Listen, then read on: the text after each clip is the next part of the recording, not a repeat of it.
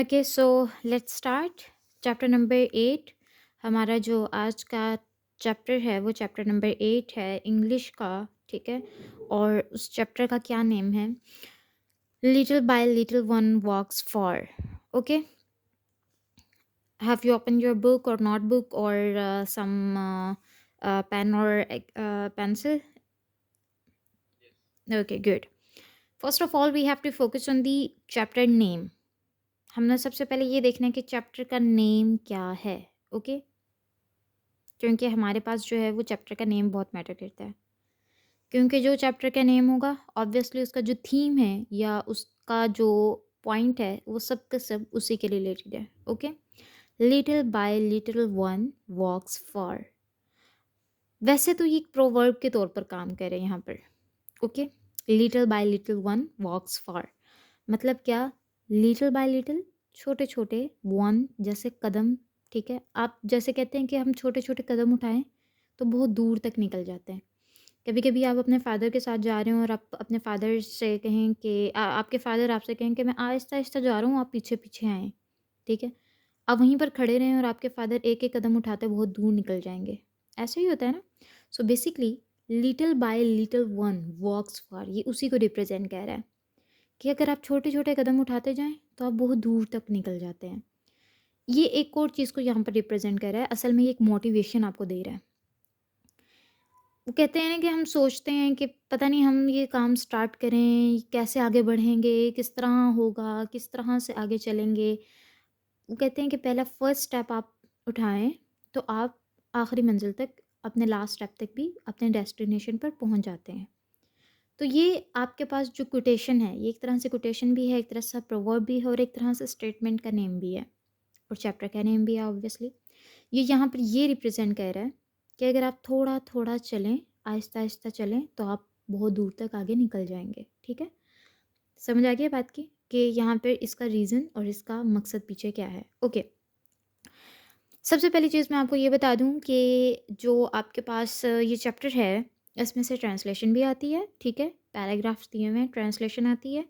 Second questions आते हैं, जो कि क्वेश्चंस हम साथ साथ देखेंगे भी। यहाँ पर हमें लगेगा कि यहाँ पर चैप्टर के अंदर से भी क्वेश्चन बन रहा है और एक्सरसाइज के जो क्वेश्चन होंगे उसको भी हम साथ साथ देखेंगे। ओके, अभी फ़िलहाल हम अपने पॉइंट की तरफ चलते हैं। रफ्ता रफ्ता इंसान दूर तक चलता है। Okay, first of all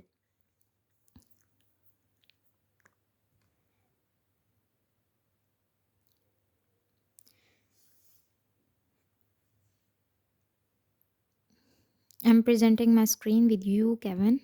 Okay, so you can better see that what I'm actually talking to you.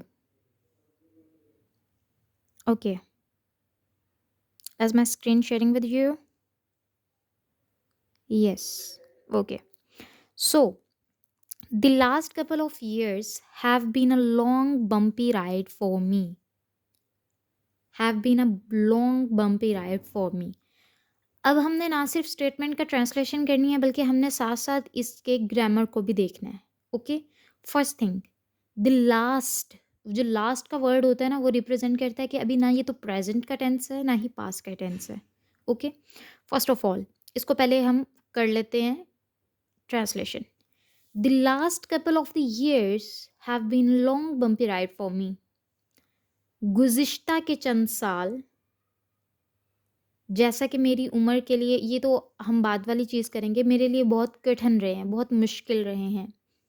The last couple of years, पिछले चंद साल, गुज़िश्ता के चंद साल भी आप कह सकते हैं इसे, और पिछले चंद साल, द लास्ट पिछले, कपल्स कुछ, चंद, ऑफ ईयर्स साल, पिछले कुछ साल, have been a long bumpy ride for me. Bumpy ride हम उसे कहते हैं जिसमें अप डाउन्स हों, ऑब्स्टेकल्स हों, कहीं पे स्पीड ब्रेकर आ गया है, कहीं पर ऊंची नीची सी सड़कें हैं, कुछ रोड्स ऐसे हैं। राइड हम कहते हैं रास्ते को। ठीक है, एक आपका रास्ता। और बम्पी आपके पास वो होता है जिसमें अप डाउन्स हों, ऑब्स्टेकल्स हों, स्पीड ब्रेकर्स आ गए हैं, कोई ऊंचा नीचा रास्ता है। ओके, लॉन्ग, लंबा। ठीक है, लॉन्ग बम्पी राइड फॉर मी। तो हम लॉन्ग बम्पी राइड फॉर मी को अलग-अलग से इस तरह नहीं करेंगे कि ऊँचा-नीचा रास्ता था, नहीं। ये असल में यहाँ पर एक रिप्रेजेंटेशन दे रहा है, क्योंकि मैंने आपको स्टार्टिंग में ही बताया था, if there will be words that is actually present in such statements, जहाँ पर इस तरह के वर्ड्स आ जाते हैं, तो हम उर्दू में उसको अपने अकॉर्डिंगली ट्रांसलेट करते हैं, okay? So long bumpy ride को हम यहाँ पर मुश्किल के साथ कनेक्ट करेंगे। अ लॉन्ग बम्पी राइड बहुत मुश्किल रास्ता था फॉर मी, मेरे लिए। हैव बीन जो है ना, वो प्रेजेंट परफेक्ट को यहाँ पर रिप्रेजेंट कर रहा है। प्रेजेंट परफेक्ट को हैव बीन, हैव बीन जो है, हमेशा आपके पास जो हैज़ और हैव होता है, ये हेल्पिंग वर्ब हैं जो कि प्रेजेंट के लिए यूज़ होते हैं, प्रेजेंट परफेक्ट के लिए। यहाँ पर आपके पास लास्ट कपल्स ऑफ ईयर्स की बात की गई है, यानी कि आपके पास वो पिछला टाइम बताया गया है जो कि आपको पता है, जो स्पेसिफिक है, कुछ पिछले साल, ठीक है? ओके, समझ आ रही है बात की? जब लास्ट, ईयर्स इस तरह की चीज़ें आती हैं, तो हम साथ में हैव बीन लगाएँगे। ईयर्स थे, प्लूरल था, इस वजह से हैव बीन आया है। अगर सिर्फ ईयर होता, द लास्ट ईयर, तो हम हैज़ बीन लगाते। कन्फ्यूजन क्लियर है? इसके साथ-साथ हम ग्रामर जब डिस्कस करेंगे तो आपको इसकी मज़ीद अच्छे से समझ आएगी। Okay, as they have been for everyone of my age, as जैसा कि, दे हैव होते हैं, फॉर एवरीवन हर एक के लिए, ऑफ माय एज मेरी उम्र के हर फ़र्द के लिए होते हैं। वो ये बताना चाह रहा है कि मैं उस एज में हूँ जिस एज में हर कोई स्ट्रगल कर रहा होता है। Simple is that. लेकिन हम इसको ट्रांसलेट किस तरह से करेंगे, जैसे उन्होंने हमें प्रोवाइड की हुई है स्टेटमेंट। पिछले चंद साल या पिछले कुछ साल, जैसा कि मेरी उम्र के हर फ़र्द के लिए होते हैं, मेरे लिए बहुत मुश्किल रहे हैं। अगर आप इस तरह नहीं करना चाहते तो आप इस तरह भी कर सकते हैं। पिछले कुछ साल मेरे लिए बहुत मुश्किल रहे हैं, जैसा कि मेरी उम्र के हर फ़र्द के लिए होते हैं। Is it clear? Good. The experiences might be different, but everyone has gone through many of same teenage circumstances. Teenage किसे कहते हैं?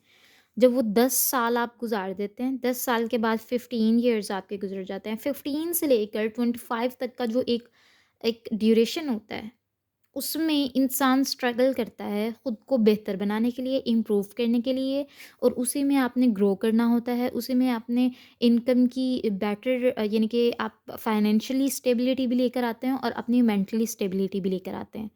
वो जो टीनेज वाला एक ड्यूरेशन होता है, जो कि आप ये कह लें कि 10 से 15 से 25 साल तक का जो एक ड्यूरेशन है, उसके दरमियान का जो ड्यूरेशन है, उसे हम टीनेज कहते हैं। ओके, अब वो क्या कह रहे हैं देखें। The experiences might be different. Experience कहते हैं तजर्बात को। तजर्बात का मतलब ये नहीं है कि वो लैब में जाके एक्सपेरिमेंट करता था। इसका ये मतलब है कि उसने अपने लाइफ में जो कुछ देखा, सीखा, उसको बता रहा है। एक्सपीरियंसेस, तजर्बात, माइट बी डिफरेंट। माइट जब आता है ना, माइट किसी स्टेटमेंट में आता है, तो वो किसी पॉसिबिलिटी को शो कर रहा होता है। श्योरिटी नहीं बता रहा, पॉसिबिलिटी को शो कर रहा है। श्योरिटी नहीं बता रहा, पॉसिबिलिटी को शो कर रहा है। द एक्सपीरियंसेस माइट बी, हो सकता है, ठीक है, जैसे हम कहते हैं हो सकता है, might be possible. The experiences, तजर्बात, माइट बी, हो सकता है, डिफरेंट, मुख्तलिफ हों, but every one has gone through many of same teenage circumstances as I have done. But everyone, हर कोई, हैज़ गॉन, रह गुजर चुका है, through many of same teenage circumstances, उसी तरह की नौ उम्री के हालात से, ठीक है, एज आई हैव डन, जैसे कि मैं गुजरा हूँ। तजर्बात मुख्तलिफ हो सकते हैं, मगर हर एक को जिस तरह के हालात से मैं गुजर चुका हूँ, उसी तरह की नौ उम्री कहते हैं। टीनेज जो है, उर्दू में हम इसको यूज़ करते हैं, नौ उम्री के हालात से गुजरना पड़ता है। Okay, is it clear? कोई कन्फ्यूजन? सर्कमस्टेंसेस, हालात, टीनेज, नौ उम्री, हैज़ गॉन, गुजर चुका है, थ्रू मैनी ऑफ सेम, मेरी तरह के ही बहुत से लोग। ओके, आई हैव डन, जैसे मैं गुजरा हूँ। ओके, एक्सपीरियंसेस, तजर्बात। Okay, all of them have dealt with them in their own way. Dealt जो है ना, वो डील से निकला है। जो फर्स्ट फॉर्म ऑफ वर्ब होता है वो होता है डील। ओके, डील होता है, लेकिन यहाँ पर जो है वो हम प्रेजेंट परफेक्ट यूज़ कर रहे हैं, इस वजह से ये यहाँ पर रिप्रेजेंट कर रहा है डेल्ट, डेल्ट को रिप्रेजेंट कर रहा है। ओके, डेल्ट जो है वो थर्ड फॉर्म है डील की। जब हम प्रेजेंट परफेक्ट टेंस यूज़ कर रहे होते हैं, वो पिछली बात को बता रहा है जो गुजर चुका है, परफेक्ट की बात कर रहा है, प्रेजेंट परफेक्ट की बात कर रहा है। इस वजह से हमेशा हमारे पास चाहे पास्ट परफेक्ट हो, चाहे प्रेजेंट परफेक्ट हो, परफेक्ट के जो टेंसेस होते हैं उसमें हमेशा थर्ड फॉर्म यूज़ होती है। Are you there Kevin? Yes, आपने मेरे साथ ही रहना। ओके, मुझे साथ साथ आप बताया करेंगे, मुझे समझ आ रही है। All of them have dealt with them in their own way. Dealt का मतलब होता है डील करना, किसी चीज़ को। ये कह लें कि डील करने का मतलब ये होता है कि आप किसी चीज़ को किस तरीके से लेके चल रहे हैं, या वो आपके साथ किस तरीके से चल रहा है, आप किसी वर्क को किस तरह डील कर रहे हैं। ठीक है, ऑल ऑफ देम उन सब ने सामना किया होगा, हैव डेल्ट सामना किया होगा with them, with them, them किसकी बात करें, एक्सपीरियंस किसकी, यानी कि उन हालात का सामना किया होगा इन देयर ओन वे, अपने अंदाज में, अपने तरीके से। उन सब अफराद ने अपने तरीके से उन हालात का सामना किया है। Okay, as a personal participant, participant कहते हैं जो खेल खेलने वाला होता है। अब यहाँ पर खेल तो नहीं खेला जा रहा, लेकिन हाँ उसके नज़रिए की ये ज़िंदगी एक किस्म का खेल ही है, जो कि जिसमें कि डिफरेंट गेम्स आ रही हैं, जिसमें उसको ऑब्स्टेकल्स और हर चीज़ को बेयर करना पड़ रहा है। As a personal participant in this game we call life. इस खेल में जिसे हम जिंदगी कहते हैं, ज़ाती शरीकार के तौर पर हैं। ज़ाती शरीकार क्या मतलब जो कि खुद उसमें इन्वॉल्व हो रहा होता है, पर्सनल ज़ाती तौर पर, पर्सनल ज़ाती, ये ज़ाती इस तरीके से लिखते हैं, ज़ाती। पार्टिसिपेंट शरीककार जो हिस्सा लेता है, खेल खेलने वाला। ओके, पार्टिसिपेंट खेल खेलने वाला। एज अ पर्सनल पार्टिसिपेंट ज़ाती तौर पर, ज़ाती शरीककार के तौर पर इन दिस गेम, इस खेल में, वी कॉल लाइफ। अब ये देखें, गेम को एक्सप्लेन करने के लिए वो उन्होंने दोनों तरफ कॉमास लगा दिए हैं।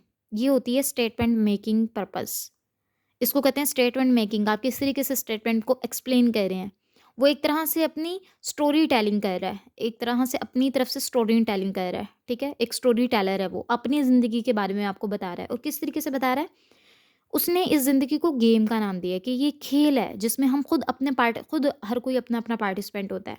वी कॉल लाइफ, वो उस गेम को क्या कह रहा है, खेल किसके बारे में बात कर रहा है, वी कॉल लाइफ जिसे हम जिंदगी कहते हैं। I would say I worked hard for the first place and earn it.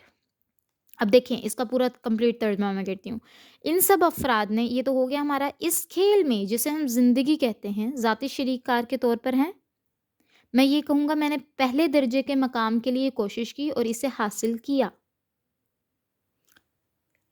अब मैंने आपको कहा था कि जब दरमियान में कोमा आता है ना, तो ये रिप्रेजेंट करता है कि सेकंड लाइन उससे सेपरेट है पर उससे रिलेटेबल है। ये अब आपके पास जब तक स्टॉप नहीं आ जाता, फुल स्टॉप नहीं आता, तो ये आपके पास एक ही रिलेटेबल स्टेटमेंट होती है पर एक दूसरे से सेपरेट हो जाती है। एज अ पर्सनल पार्टिसिपेंट ज़ाती शरीकार के तौर पर इस इन दिस गेम, इस खेल में, वी कॉल लाइफ जिसे हम जिंदगी कहते हैं। I would say I worked hard for the first place, मैंने पहले मकाम के लिए बहुत कोशिश की, एंड अर्न इट, और उसे हासिल कर लिया। यहाँ पर जितना भी टेंस यूज़ हो रहा है, worked hard, earned, second form of verb use हो रही है, इसका ये मतलब है कि ये पास्ट टेंस को रिप्रेजेंट कर रहा है। ओके, समझ आ गई बात की। हमने साथ साथ बच्चे ये भी देखना है कि किस तरीके से ग्रामर यहाँ पर यूज़ हो रही है। ट्रांसलेशन सिर्फ एक मकसद नहीं होता, ट्रांसलेशन को आपने ट्रांसलेशन भी किस तरीके से करना है कि वहाँ पर टर्मिनोलॉजी क्या यूज़ हो रही है, ग्रामर क्या यूज़ हो रही है।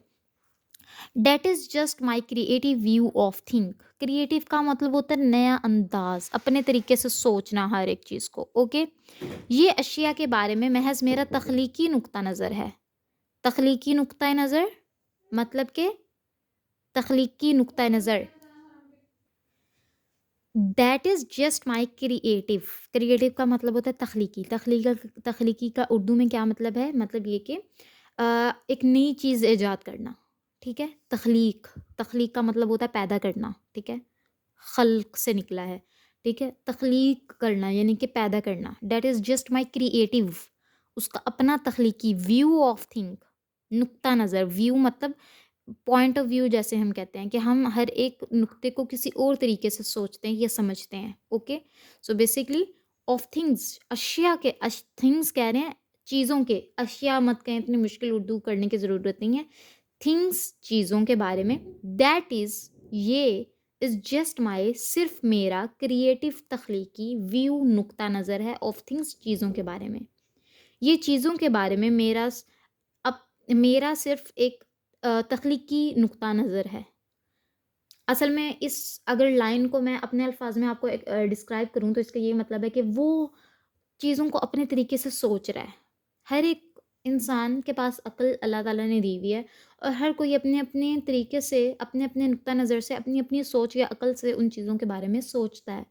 ठीक है, शायद किसी और चीज़ के बारे में हम कोई अगर नेचर को देख रहा है तो वो उसको किसी और तरीके से देख रहा होता है, अपने माइंडसेट के अकॉर्डिंग देख रहा होता है, अपने पॉइंट ऑफ व्यू के अकॉर्डिंग देख रहा होता है। हर एक इस दुनिया को, अपने हालात को अपने पॉइंट ऑफ व्यू के अकॉर्डिंग देखते हैं। ठीक है, इट इज़ बैड, ये बुरा है, बट द फैक्ट, लेकिन हकीकत है, इज़ डैट नॉट एवरीवन, कि हर कोई नहीं सीज, देखता it in the same way, हर एक के हिसाब से, एज आई डू, जैसे मैं देखता हूँ।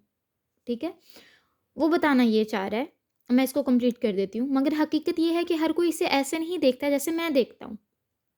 ओके, अब वो बताना ये चाह रहा है कि ज़िंदगी को हर कोई ऐसे नहीं देखता जैसे मैं देख रहा हूँ। वो साथ में एक्सप्लेन भी कह रहा है कि हाँ, ये चीज़ बुरी हो सकती है।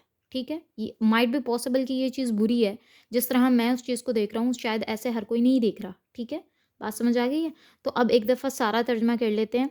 गुज़िश्ता के चंद साल, जैसा कि मेरी उम्र के हर फ़र्द के लिए होते हैं, मेरे लिए बहुत कठिन रहे हैं, ये मुश्किल रहे हैं। तजर्बात मुख्तलिफ़ हो सकते हैं, मगर हर एक को जिस तरह के हालात में से मैं गुज़र चुका हूँ, इसी तरह के नौ उम्री की हालात से गुज़रना पड़ता है। इन सब अफराद ने अपने तरीके से इन हालात का सामना किया है।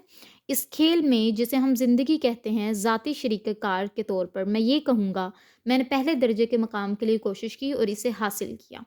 ये अशिया के बारे में, ये चीज़ों के बारे में सिर्फ़ मेरा तख्लीकी नुक्ता नज़र है। महज़, यानी कि सिर्फ़ मेरी तरफ से एक तख्लीकी नुक्ता नज़र है। ये बुरा है, मगर हकीकत ये है कि हर कोई इसे ऐसा नहीं देखता जैसे मैं देखता हूँ। Is it clear? कोई कन्फ्यूज़न यहाँ तक? Good. I think it is enough for today for English subject. I think we have to move on our next subject now. Okay. Let's finish this now. If there will be any confusion, you can ask.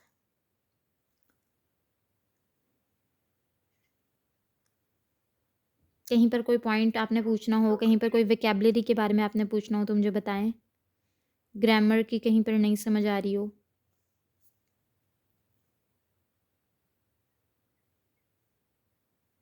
No? No. Okay, good. So next open कर लें PST. Okay, let's discuss that. अगर आप भी इसी तरीके से online मेरे साथ पढ़ना चाहते हैं, अगर आप चाहते हैं कि आप अपने किसी कंट्री, ओवरसीज़ पाकिस्तानी के लिए ख़ास तौर पर ये गुड न्यूज़ है कि अगर आप अपनी जगह पर, अपने ही जगह पर बैठकर इजीली पढ़ना चाहते हैं, तो स्टडीज़ ऑनलाइन एकेडमी के साथ रब्ता करें। और स्टडीज़ ऑनलाइन एकेडमी के साथ अगर आप रब्ता करेंगे तो आपको सारे कोर्सेज़ अवेलेबल हैं। IGCSE, O level, A level, federal board, science subjects और आर्ट सब्जेक्ट्स की अवेलेबिलिटी भी है।